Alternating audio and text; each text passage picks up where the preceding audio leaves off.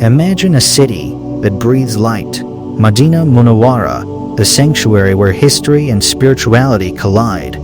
For over 1400 years, this city has been the ultimate destination for billions of hearts. But within the walls of the Prophet's mosque, beneath the iconic green dome, lies a secret that history tried to bury.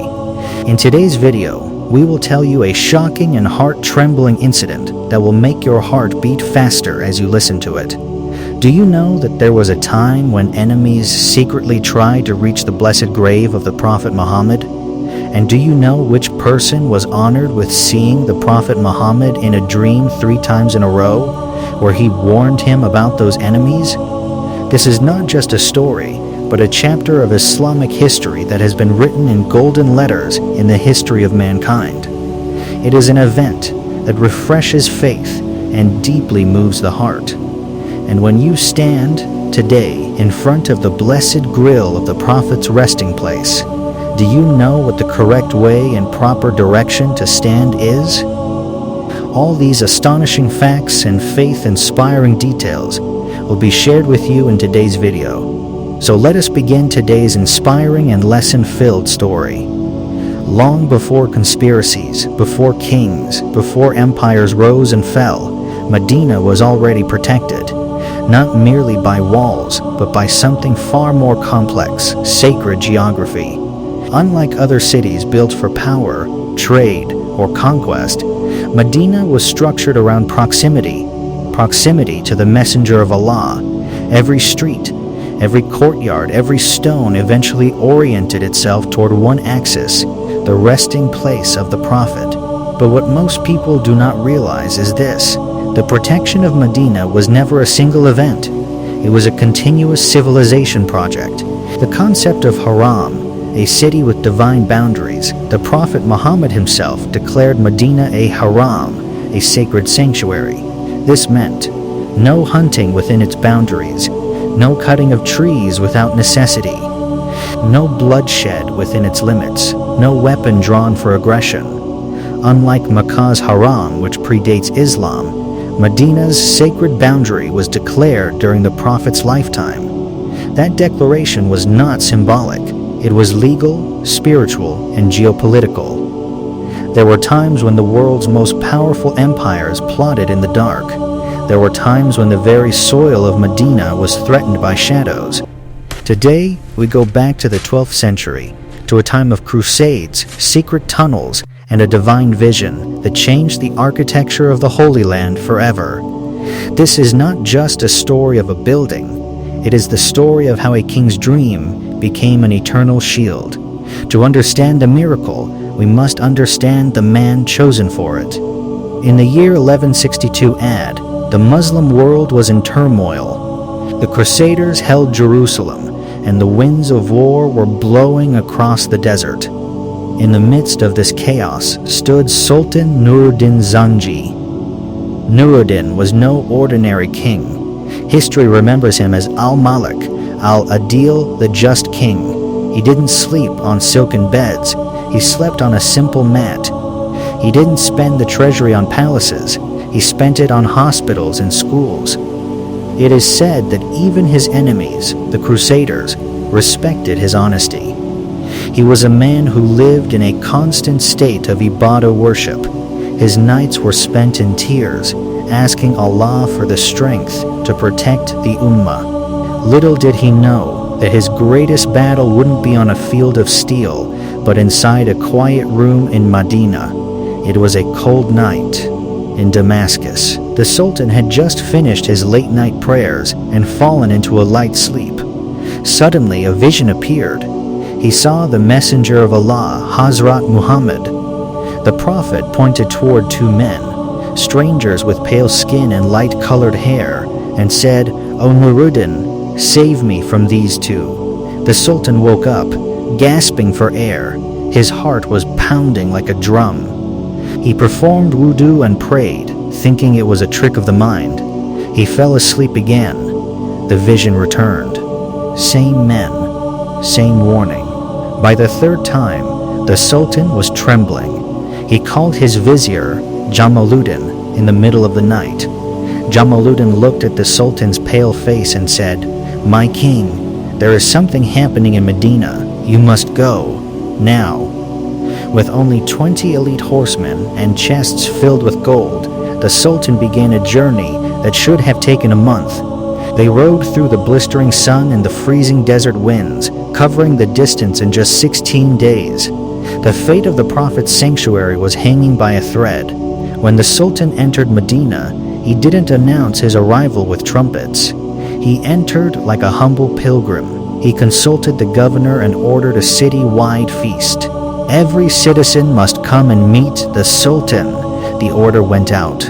One by one, the people of Medina passed before him. He looked into their eyes, searching for the faces from his dream. Thousands passed, none matched. "Is there anyone else?" the Sultan asked. The governor replied, "Only 2 travelers from Andalusia, Spain. They stay in a house near the Rada. They are very pious. They spend all day in prayer and distribute charity to the poor. They didn't come because they prefer solitude." The Sultan's heart skipped a beat. "Bring them to me." The 2 men were brought. They looked like saints. They spoke of their love for Medina. But the Sultan recognized them instantly. These were the faces from the vision. The Sultan went to their house, located just meters away from the mosque's wall. He searched the room. Books, mats, simple food. Everything seemed normal. But then he noticed a large rug under a prayer mat.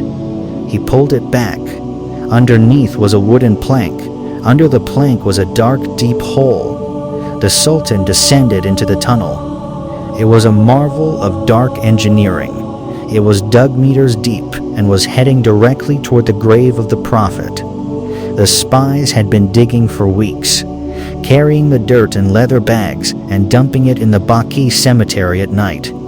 They were only a few feet away from the Prophet's blessed body. Their mission? To steal the body and take it to Europe as a trophy for the Crusaders. The spies were executed, but the Sultan knew that human guards could be bribed or killed. He needed something eternal. He ordered a massive trench to be dug all around the Prophet's burial chamber. The trench was dug until they hit the water table, the very foundation of the earth. He then ordered massive quantities of lead sikka to be brought. Huge fires were lit across Medina.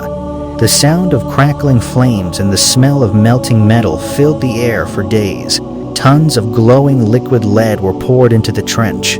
As it cooled, it solidified into a massive, impenetrable metal wall that encased the grave from all sides, deep underground. This was the birth of the Shield of Zangi, a wall that no tunnel, no drill, and no human hand could ever breach.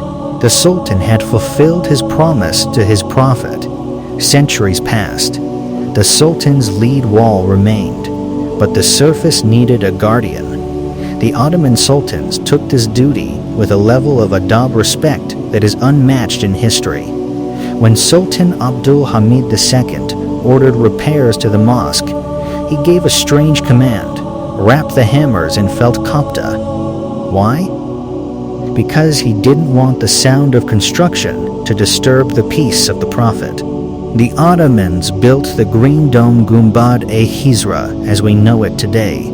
They reinforced the walls with marble and stone, creating a chamber with no doors and no windows. They knew that the greatest protection is not just lead and stone, but the respect of the people who guard it. Today, when you stand before the Golden Grilles in Medina, you are looking at more than just a beautiful monument.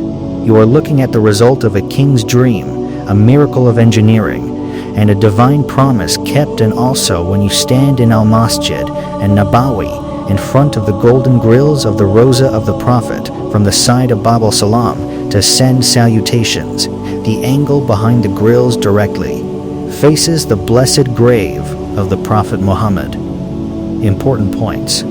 First grill, the largest. Among the Golden Grilles, the largest and first grill on the left side is directly in front of the blessed face, Muwajjah Sharif, of the Prophet Muhammad. Location of the blessed grave. The grave of the Prophet Muhammad is located in the chamber of Aisha bint Abi Bakr. When you stand directly in front of the grills, the first grill on the left corresponds to the area behind which lies the blessed grave of the Prophet Muhammad. Position of the three grills. First largest grill, in front of the blessed face of the Prophet Muhammad. Second middle grill, in front of the blessed face of Abu Bakr al-Siddiq. Third grill, in front of the blessed face of Umar ibn al-Khattab. Method of sending salutations. You should stand respectfully in front of the grills, Hayrul, in front of the large circular grill, and softly say, "Peace be upon you, O Messenger of Allah." This is the position that directly faces the blessed grave.